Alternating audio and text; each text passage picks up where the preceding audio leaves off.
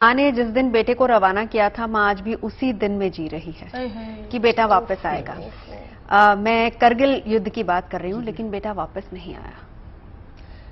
मैं जीएनटी के श्रोताओं को करगिल युद्ध की दास्तां सुनाना चाहता हूं, लेकिन उसमें भी जो हमारे शहीद हुए उनको स्मरण करते हुए 4 पंक्तियों से बात शुरू करना चाहता हूं कि कोई पहचान न होती, कोई सम्मान न होता। करगिल के शहीदों को याद करें और ये पंक्तियां कि कोई पहचान न होती, कोई सम्मान न होता, हमारी शानो शौकत का कोई सामान न होता, अगर होती नहीं कुर्बानियां अपने शहीदों की, कसम से आज हिंदुस्तान हिंदुस्तान न होता। कसम से आज हिंदुस्तान हिंदुस्तान न होता। वो 1999 का पहर और 7 दिनों तक ये युद्ध चला। 85 दिन तक आमने सामने भारत और पाकिस्तान रहे। हमारे भी जवान शहीद हुए, लेकिन हमने पाकिस्तान के सैनिकों पर अपने भारत का ध्वज जब फहराया तो हमने ये खुशी मनाई। और उस युद्ध के हमारे नायक कैप्टन मनोज कुमार पांडे जी, शहीद कैप्टन बत्रा जी, वाई के जोशी जी, सबको सैल्यूट करता हूं। पूरे 1999 कारगिल युद्ध को एक छंद में आप सबके सामने प्रस्तुत करता हूं कि अटल के अटल इरादे साथ लेकर के गोरखा राइफल्स ने नीति ये बनाई थी।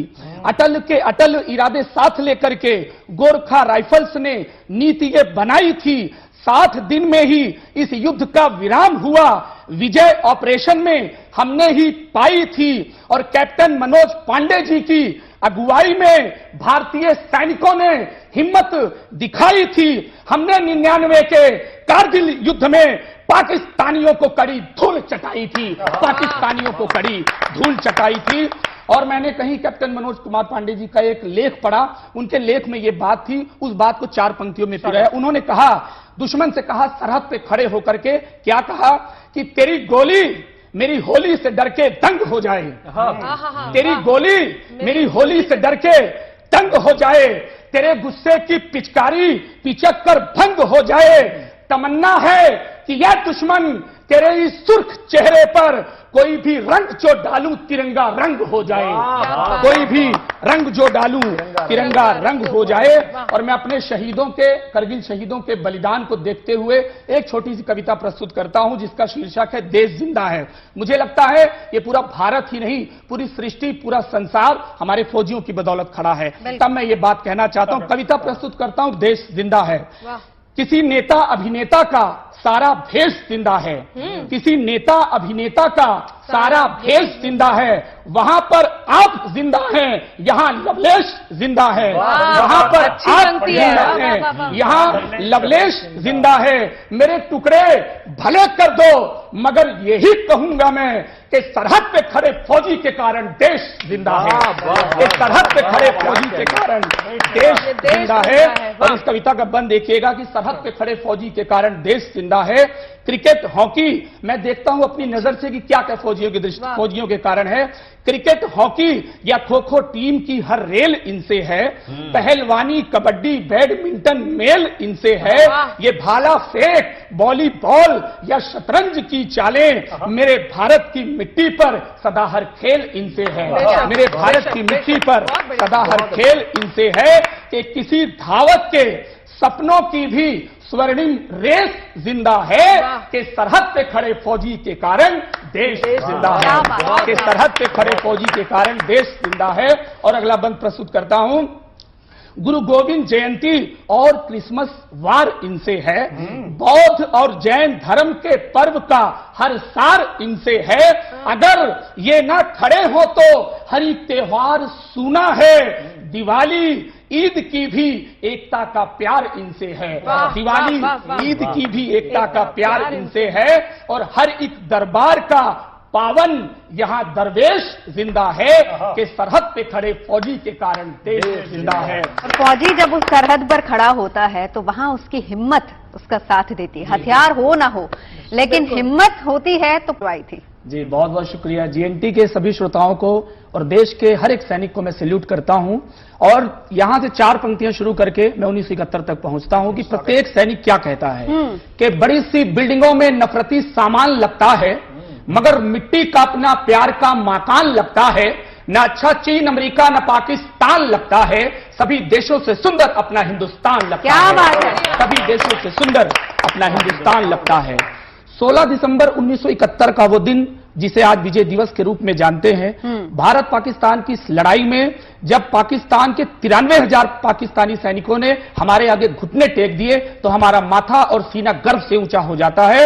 मात्र 13 दिन के युद्ध में बांग्लादेश का निर्माण हुआ और तब से ये 4 पंक्तियां मैं कहता हूं बांग्लादेश के नाम और भारत की तरफ से कि आमार सोनार बांग्ला गीत का परिवेश न होता, आमार सोनार बांग्ला गीत का परिवेश न होता, 71 की लड़ाई में विजय संदेश न होता, अगर मानिक शॉ जैसे वीर सैनिक दम नहीं भरते तो नक्शे में कहीं कोई ये बांग्लादेश न होता, तो नक्शे में कहीं कोई ये बांग्लादेश न होता। और मैं पाकिस्तान को चुनौती देते हुए ये संदेश देना चाहता हूं, वो याद करें 1971 का युद्ध और मेरा ये क्षण देखें कि तुझे हमने पाकिस्तान और बांग्लादेश को जन्म देके वीरता के शिलालेख दिए थे, अमर जवान ज्योति हमने जलाई और बलिदानियों को ही अमिट रेख दिए थे। इतना जो उछलता है याद कर जरा सा, 93,000 सैनिकों को दर्द अनेक दिए थे। पाकिस्तान तूने 1971 में भारत के आगे खुद घुटने टेक दिए थे, भारत के आगे खुद घुटने टेक दिए थे। और क्यों घुटने टेक दिए थे, मेरी दोनों बहनें बैठी हैं, मैं देश के नाम ये संदेश देता हूं कि क्यों घुटने टेक दिए थे। जीत ही हमारा मूल मंत्र है, सुनो मैं पाक, यही तो हमारा एक नियम कानून है। और तू कितना भी घाटियों में हमला ये कर ले, कुछ ना हमारा होगा, हमको सुकून है। ए पाकिस्तानियों ये कान खोल सुन लो जरा, शौर्य और वीरता का जोश व जुनून है। भारत के फौजियों में मंगल आजाद और अब्दुल हमीद सिंह भगत का खून है, अब्दुल हमीद भगत का खून है।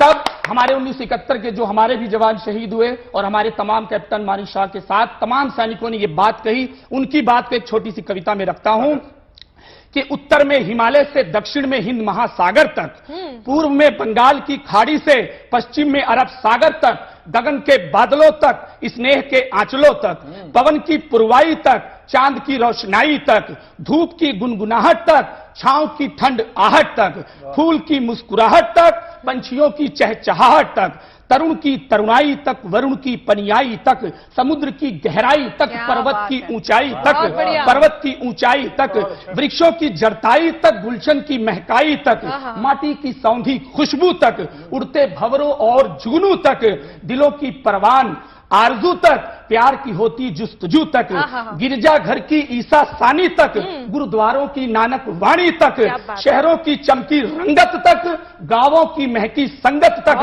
अम्मा अम्मी के आंचल तक, महबूबा के काजल तक, अम्मा मम्मी के आंचल तक, महबूबा के काजल तक, बापू पापा की छाहों तक, बहना भाई के धागों तक, भारत की तस्वीरों तक, सरहद के फौजी वीरों तक, भावों की मधुर बेलों तक, एहसासों के पावन मेलों तक, मां के होठों की लोरी तक, पत्नी के प्रेम की डोरी तक, चाहे कुछ भी हो लेकिन बस यही एक पहचान रहे, इस मिट्टी की खातिर ही जिंदा मेरी जान रहे। और अंतिम 2 पंक्तियां जयंती के द्वारा पूरे देश को कहना चाहता हूं कि 1971 के हमारे भारतीय सैनिकों ने क्या कहा था कि चाहे कुछ भी हो लेकिन बस यही एक पहचान रहे, इस मिट्टी की खातिर ही जिंदा मेरी जान रहे, फिर भी चाहे मैं रहूं न रहूं लेकिन ये अरमान रहे, इस दुनिया में सबसे आगे अपना हिंदुस्तान रहे।